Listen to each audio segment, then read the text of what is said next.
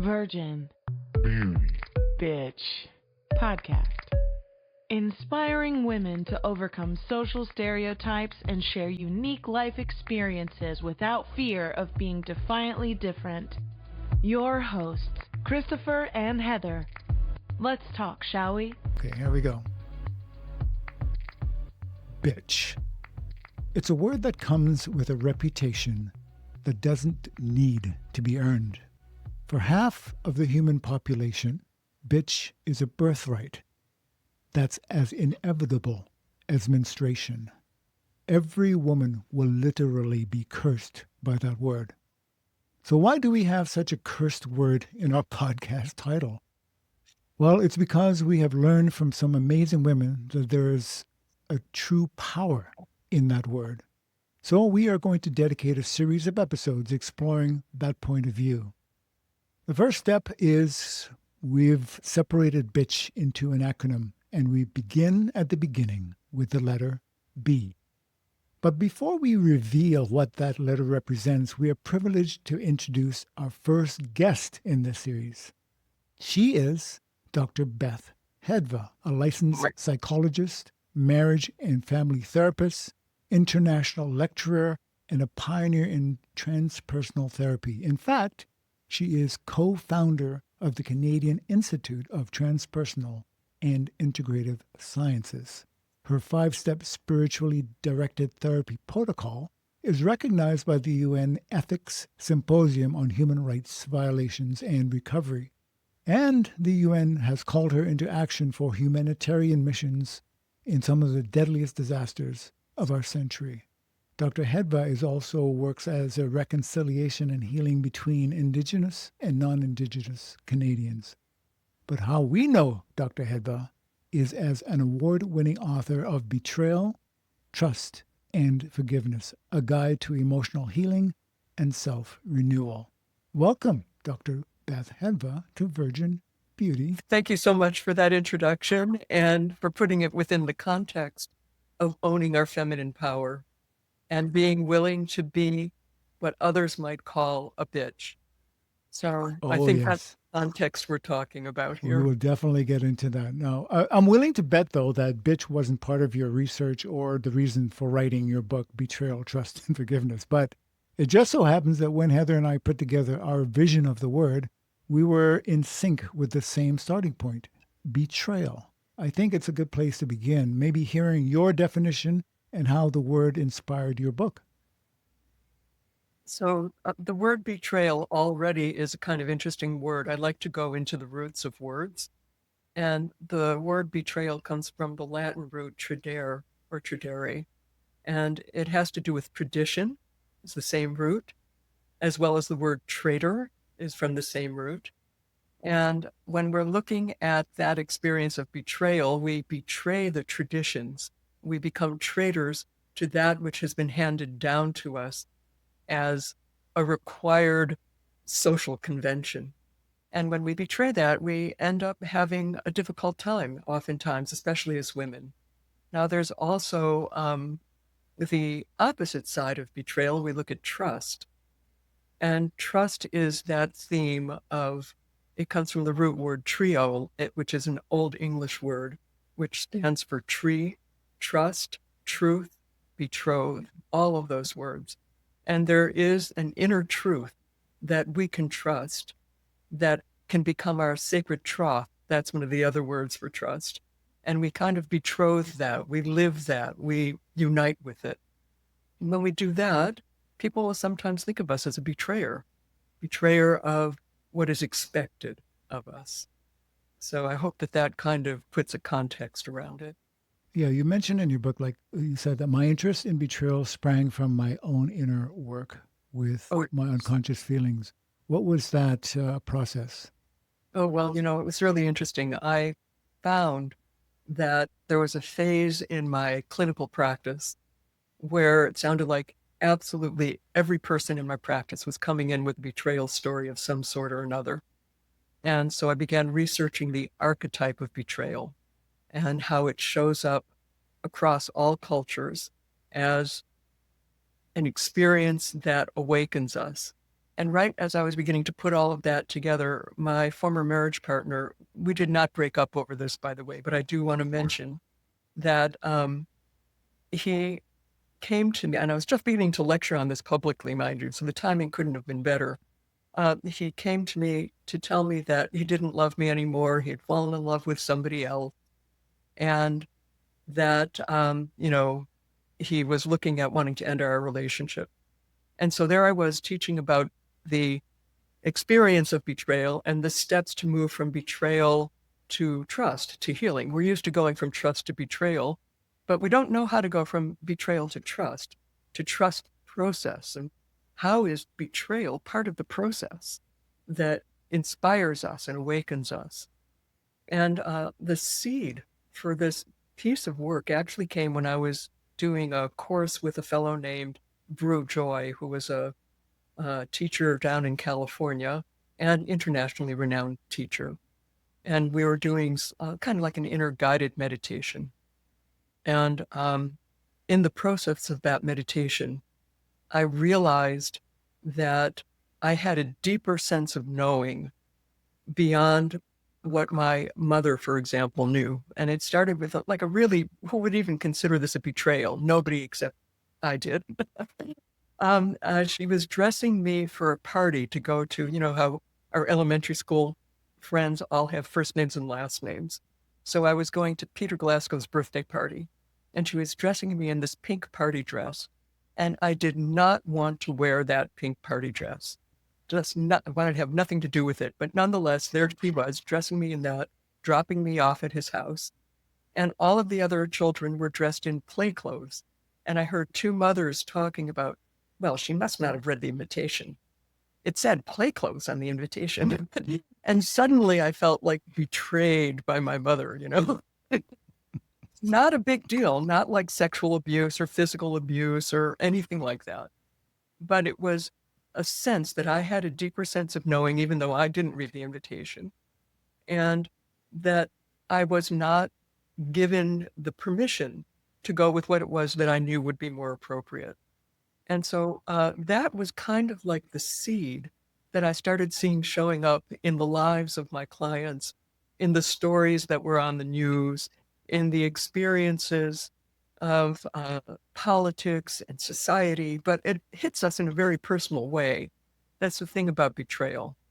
It takes us into a depth of soul that is so profound and so shocking to our soul that in order to heal from it, we have to find our way through and beyond that experience of shock and trauma.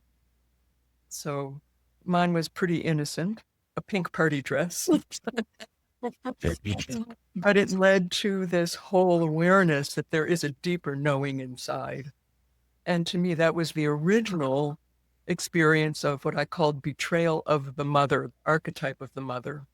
And our mothers, of course, are supposed to know what's best for us. But guess what? There's a deeper knowing, the source of nurturance in knowing within each human being that we can trust from within ourselves, from the inside out. So that was kind of like the seed that led to writing the book, and then many betrayals beyond betrayal of the mother, of course. I find it, your example, poignant because there seems to be the layer of what your mother expected due to society or her own understandings of girlhood, that a pink party dress was, the thing for a little girl to show up in, and perhaps even a gender expression that she was hoping that you would want to portray to others. And, I think that there is something really huge to that for so long in so many different ways and cultures, the ways that mothers, or like you're saying, the archetype of the betrayal of mother, has taken many forms with their daughters. Sometimes that's very, how you described, innocent. And in other ways, when it comes to feelings on women's sexuality or the ways that mothers believe their daughters should think, act, feel, and portray themselves, that they're one of the biggest deliverers of, carrying on tradition in many ways. or there are ways that they've rebelled against tradition and that they want their daughter to follow suit.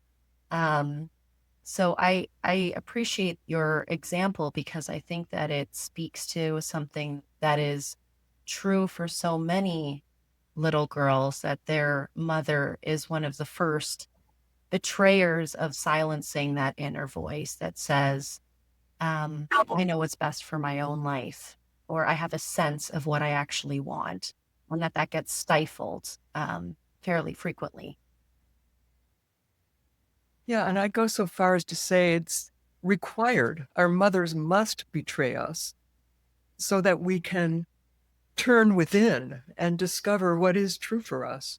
I remember I was at a party with a colleague of mine, and her mother was there. Her mother was in her late 70s, and she was still complaining about how her mother betrayed her when her mother was a librarian, and how she was in school and was asked to write a book report. And, the daughter wanted to do everything just right. And the mother was saying, well, I know you haven't finished the book, but you can just write the book report anyway. You can just do that. And she felt so betrayed by her mother because of her mother telling her to lie. Okay. And that followed her for, let's see, she must have been around, I don't know, 11 years old when that happened. And she was like 78 when I met her. And so the question is not that her mother lied, but that she knew what was right for her, despite what her mother was telling her to do. And so do we focus in on how we know from the inside out, or do we continue to focus only on the injury? That is where we begin to make the turn to heal from betrayal, shifting the focus to what we know is important and valuable to us. Go ahead, Christopher. No, I just wanted to emphasize or bring into focus that betrayal for most people is a personal experience. Like, I think everyone has a story or stories or a book about personal betrayals in their lives.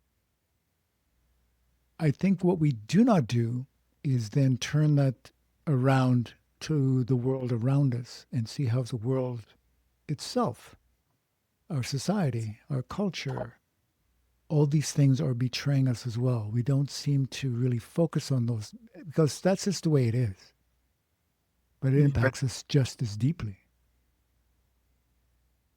Well, you're actually pointed to what I would say is distinct about the book that I wrote. Most people, when I first wrote this book, and the first book was Journey from Betrayal to Trust, and then I did a addition to it because I realized I had left out forgiveness. Like, how can we talk about betrayal without forgiveness? So I added a couple more chapters at the beginning of this century. And the question is, betrayal is very personal. That's how we enter into the experience. When I first wrote the book, people only thought of betrayal in terms of infidelity. Like, even my description of my party dress or this older woman's experience of her mother asking her to lie, that wasn't necessarily even considered betrayal then.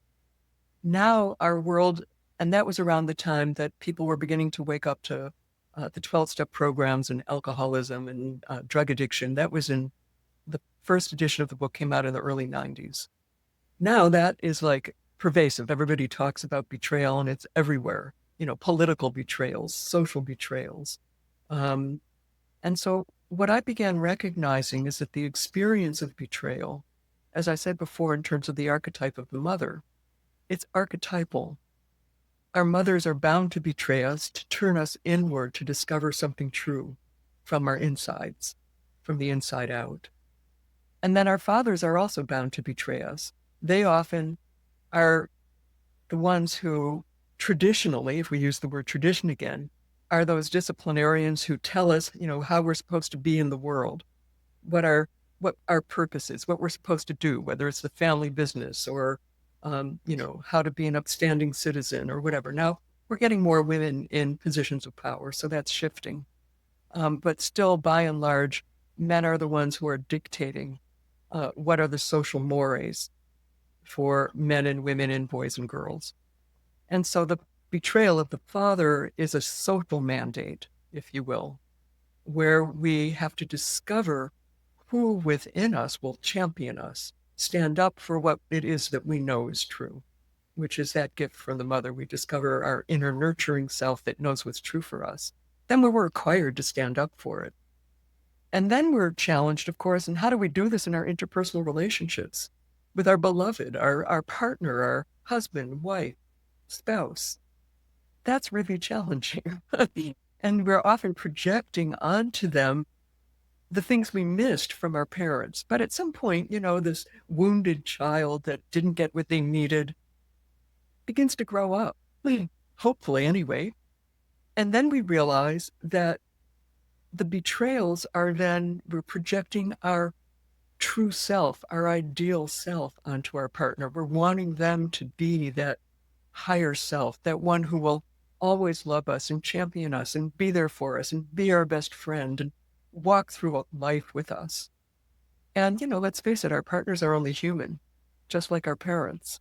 And so it requires us to unify with that one within us who is strong and steady and present and with us no matter what, and has great compassion for the challenges of being born in a human body, living in this world at this stage of, what I would call primitive social evolution. We're so primitive.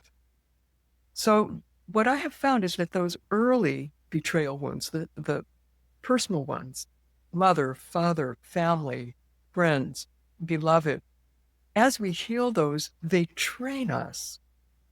The healing, I should say, is what trains us to become emissaries of healing in the next level of challenge, which is the betrayal of society, for example. And each betrayal wound opens us to a deeper wisdom or deeper truth.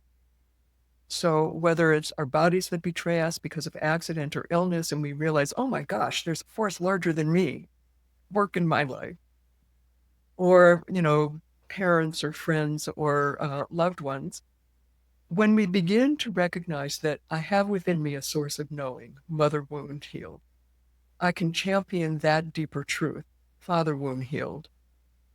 I can be the embodiment of my true self in my interpersonal relationships and have compassion for the challenge of each human being who is struggling with the discovery of that for themselves, beloved wound.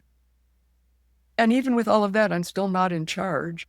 I have to surrender to this larger force that's guiding my life, body betrayal, accident, illness, injury. Now I'm ready to enter into society in a whole new way. And I can become an emissary for the family of humanity, bringing through these deeper wisdom, teachings, and truth, which then allow me to join with other like-minded members of my social family, if you will, societal, collective colleagues or comrades or whatever words, we've used different words depending on if it's political or social or work group or whatever. We come together now with a greater mission to impact society and also relate to our earth in a new way, to face the real collective challenges like climate change, for example, where we're building a new world together. That's distinct about my book, is it goes from the personal all the way through to how the personal wounds train us by healing them to become emissaries of healing in the collective sphere. It's interesting because you just described what Heather and I have identified as the true bitch. The person who garners all of what you just said, who takes on those challenges and grows into someone independent, who is now able to make change. That the rest of society sees as a bitch. Sadly. Yeah. I would love to hear your thoughts, considering the tapestry that you've experienced in your own life and the women that you've helped coach and the other work that you've done. And this is something, Christopher and I dive into on the show. But from your perspective, could you dig us into how you feel the feminine has been betrayed, perhaps historically, and how that's carried into our present? So, this is a really interesting question. I like to draw from the work of a friend of mine and colleague, Demetra George, actually. She's an astrologer and classical mythologist who started out in physics and astrophysics and then went into astrology. Very interesting woman. And she talks about the feminine in terms of the archetype of the moon, which goes through full moon cycles, quarter moon, crescent moon, and then no moon. And she likens the feminine as this archetypal force that has full shining light in the midst of the darkness, like the moon at night. But at some point she recedes and pulls back into herself, and it looks like she's gone and disappears. And during that dark phase of the moon, it looks like there is no feminine at all. And she has described larger cycles of time. I also do astrology. I'm a bit of an astrologer as well. And we talk in astrology about the precession of the equinox and these cycles of time that are moving us forward into what I think of as the evolution, social evolution of spiritual consciousness. But we are devolving as quickly socially as we are technologically right now. So it's kind of a challenge where we are. So this question of the feminine being betrayed, a couple thousand years ago, maybe as many as 5,000 years, there was a transition to a time where the earth and acknowledgement of the earth itself as a source of nurturance, as our mother, so to speak, which many indigenous cultures still hold. The earth is our mother. She takes care of us. She nourishes us. She gives us a place to live. She feeds us. She gives us herbs to heal. Great mother, right? So that archetype, according to mythologers, mythology is that there was a golden age where the world was in harmony and the earth was in harmony and we in harmony with it. And then that kind of receded into what was called the Silver Age. And during the Silver Age, instead of the archetype of the mother being the one that is in charge, and there was no marriage and there was no war, and it was, deep relationship for men and women and boys and girls in relationship to the earth. During the Silver Age, that light began to recede. And we end up having the beginning of separation between men and women. And we start having laws and rules to try to maintain the social order. And marriage is instituted, whereas before, who needed marriage? It was, you want to have children, you have children. It's the collective that takes care of everybody. Then by the Silver Age, that order is breaking down. So we have to start having rules and regulations. And then we have to start policing those rules and regulations. And so then we have the Bronze Age, where we start manufacturing weapons in order to ensure that those who are not following the rules are punished. And then we move finally into the Iron Age, where we have weapons of, quote, mass destruction, which is the age that we're in right now. So from the larger level, we're seeing the receding of the feminine into herself, into the dark moon cycle, if you will. And it's during the dark moon, just like on Earth, when we have all of the fruits and the plants and everything that is alive, that nourishes us, it draws the sunlight during the day. But in the darkness of night, that's when photosynthesis is happening. That's when the growth happens. So we happen to be in a dark cycle right now where the growth is happening. We are being required to do this internal growth so that we can then give birth to the next cycle, the next full moon cycle, if you will, or the next golden age is also how it's called. So in terms of betrayal of the feminine, the betrayal is that we have forgotten these larger cycles and we have lost faith that each of us is part of something much larger than us. And our part is to reconnect each of us individually and then collectively to play whatever part we are guided to play in bringing forward that next golden age, if you will, the next age where the feminine spirit shines in her full light. And we're kind of like at the teeniest little crescent moon right now where some of her light is shining through the darkness again. So I don't know if that answers your question. It was a really long answer to It was beautiful. It was absolutely exactly. I thank you. Okay. I was just thinking as when you, my issue with the word and the concept and construct of feminine is that we have taken this beautiful energy and attached it to a personality, which is women. And once we've done that, anything that we do that denigrates, casts out women, means that there goes feminine as well, right? I think, unfortunately, that has been the fate of feminine in our societies. It is not seen as an entity of energy onto itself. We've basically parked it in the bodies of women. And we have not respected the bodies, minds, or spirits of women for a long time. So the baby gets cast out with the bathwater, so to speak.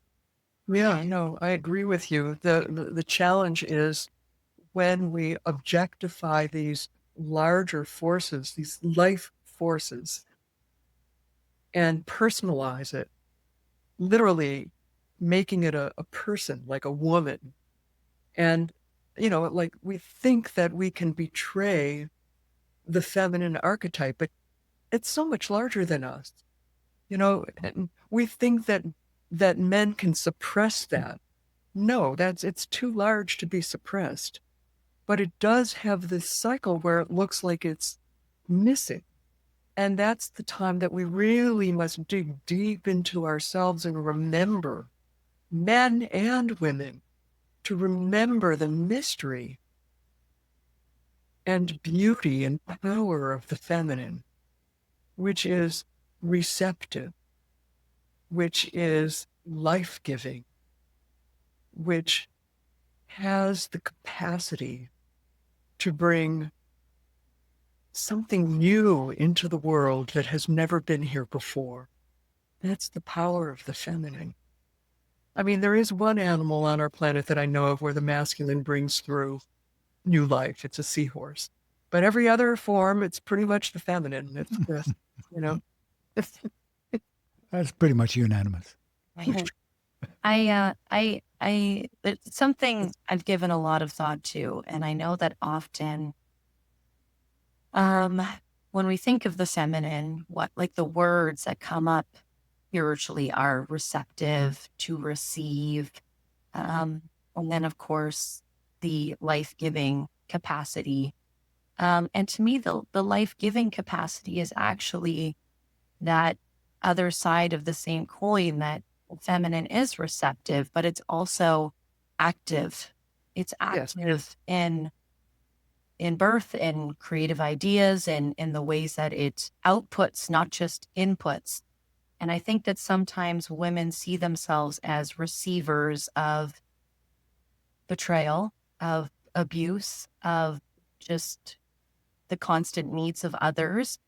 And to tap into a different side of each of our feminine is also to think of our output, like what we give out rather than what we receive. And I feel that when those things are in harmony within each of us, that we're actually honoring feminine and masculine in a deeper sense.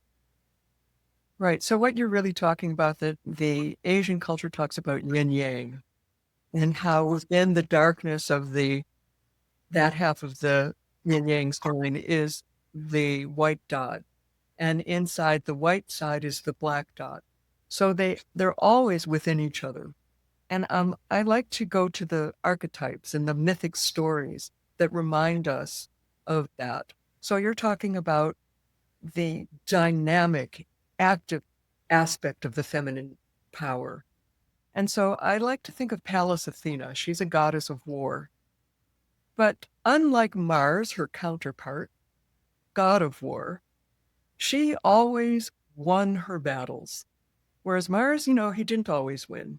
And the reason is because Pallas Athena always fought on the side of truth, and truth always wins. She was a goddess of wisdom, a goddess of truth in art, hence craft and handicraft. She was a goddess of healing, hence truth in the body. And she was a goddess of war, hence truth in the social platform. And she was a champion for that. Mars would fight just for the hell of it because he really liked the energy. And I've spoken to some men, they talk about that. They talk about bloodlust. It's a real thing. So yeah, it's a difference between the feminine power of championship and the masculine expression. And not to denigrate men, because that bloodlust, that whatever it is, that drive for of aggression has served humanity well in time as well. So I don't want to cast that out as just something negative as well. But I'm curious, in looking at the archetypes, where does bitch fit in to that hierarchy of what we call archetypes? Where does that, how do you see that? So, the different ancient cultures all have goddesses of war in one form or another, whether we talk of it in terms of Kali or Durga in India, or Sekhmet, which was the lioness-headed goddess in ancient Egypt, who loved drinking blood, for example. We have these feminine archetypes that, excuse my language, but they don't take shit from anybody. That's just the way it is.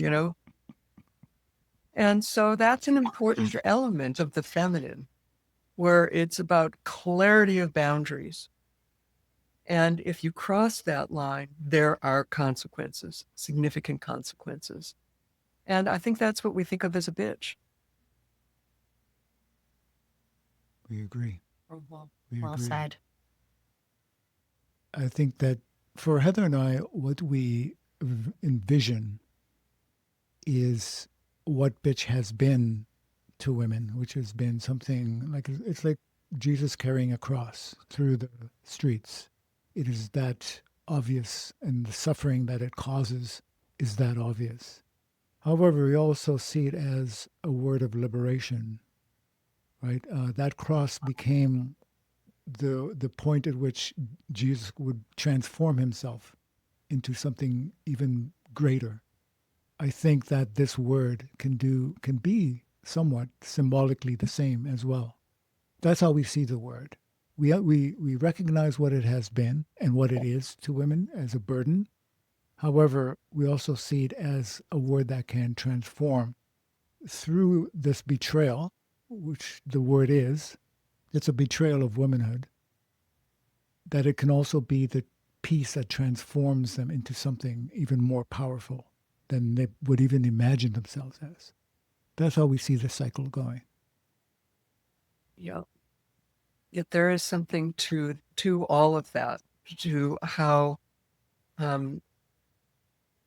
is it that we actually find a right relationship. I think really what you're talking about is a right relationship to power and to feminine power as distinct from other expressions of power, whatever those powers may be. There's something significant to explore about that, I think. Yeah. That is lovely.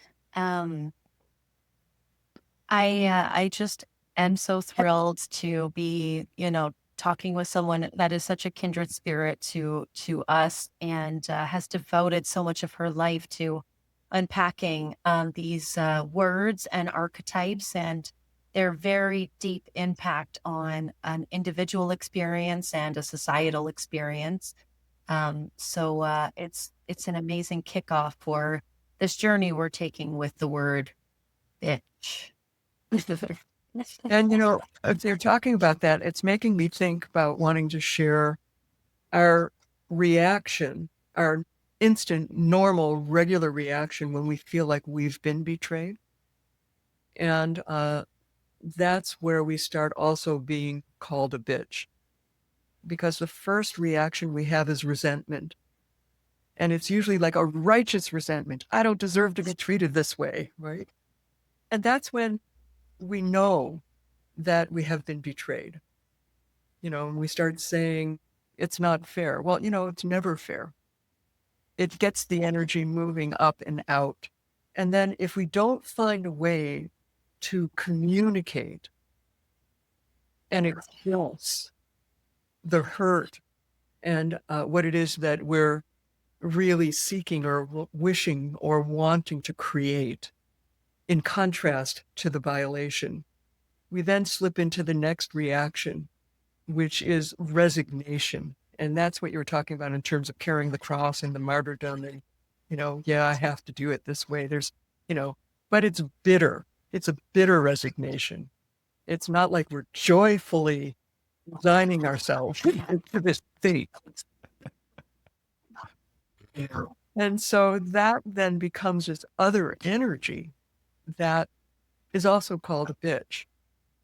And what ends up happening is if we don't heal the wounds, if we don't find a way to address the self-righteous, I don't deserve this, the resignation, we then begin to move into generalizing what has happened to us.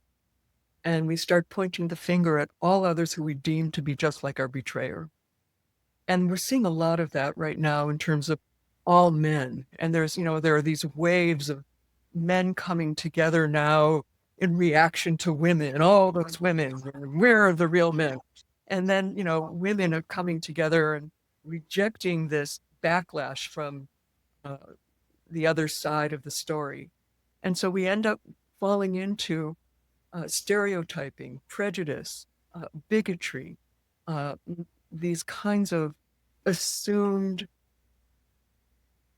aspects of society that begin to manage us without even being aware that we're feeding it and fueling it.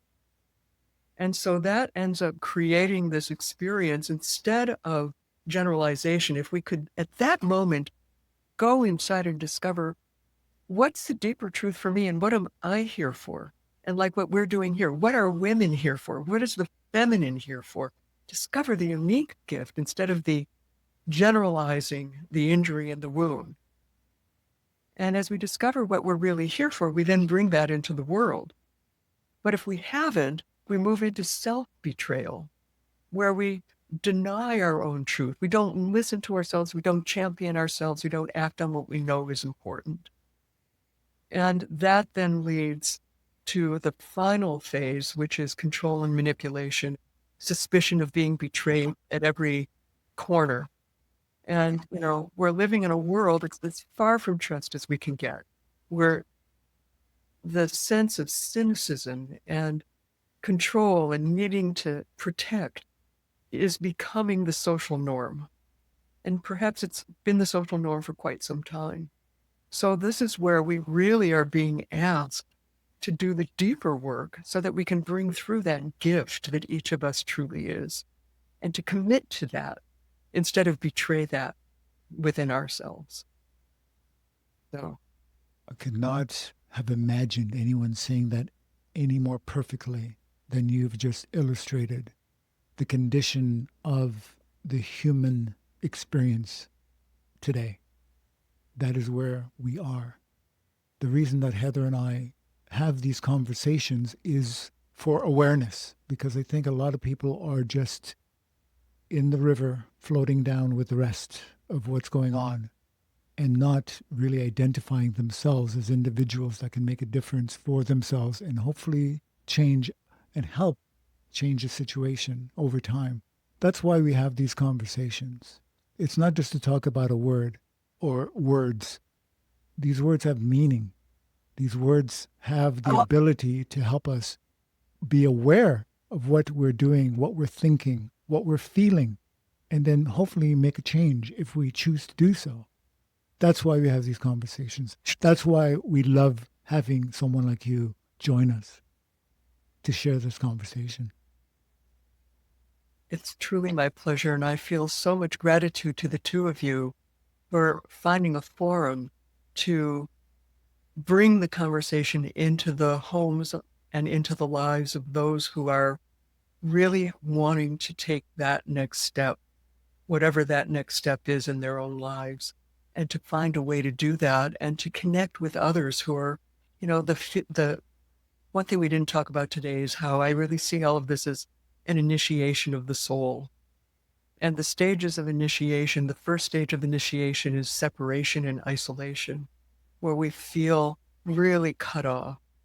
And that's how you know that you're really entering into sacred separation, sacred space and time to engage in something that's going to take you through a psychic death, ideally beyond death, into a renewal and rebirth. But in many ways, we're in a world right now which is in the clutches of the death phase. And it's easy for us to lose connection to the full journey that is moving us, not just individually, but all of us all together into a new world. So I so thank the two of you for being willing to be voices for that and to draw in people to have conversations about that. It's really valuable and important. And the reason we've taken Bitch and broken it down into individual letters and then exploring the word that we've chosen to represent those letters is to do exactly what you've just described.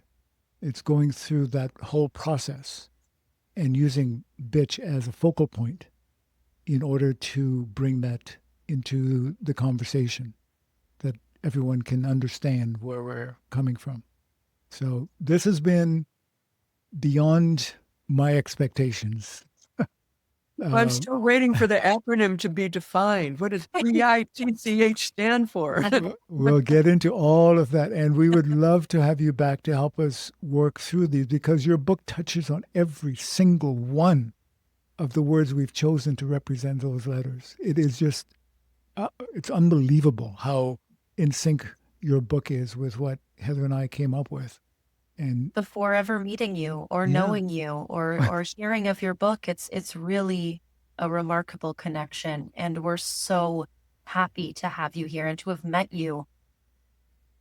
And likewise, Heather, likewise. And this is how we know that we're all tapping into something much larger than us. Exactly. You know? And we're part of that something greater than us. Exactly. Yeah. Exactly. Wow. Absolutely. Now, I just want to remind people, please go find the book, Betrayal, Trust, and Forgiveness, A Guide to Emotional Healing and Self-Renewal. Dr. Beth Hedva. It looks like this for anybody who's curious. There you go. Yeah. And it is on. Okay, fantastic. Beautiful. And I'll put a link to it so people can just click and go through. However, we're going to be inviting Dr. Beth Hedva back because we are just... the universe says that's the way it should be.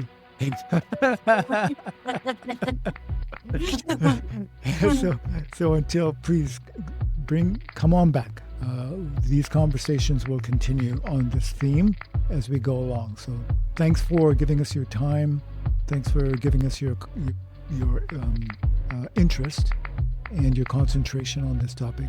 And you have been listening to The Virgin, The Beauty, and the Betrayal in Bitch. Yes, come on back for the ITCH.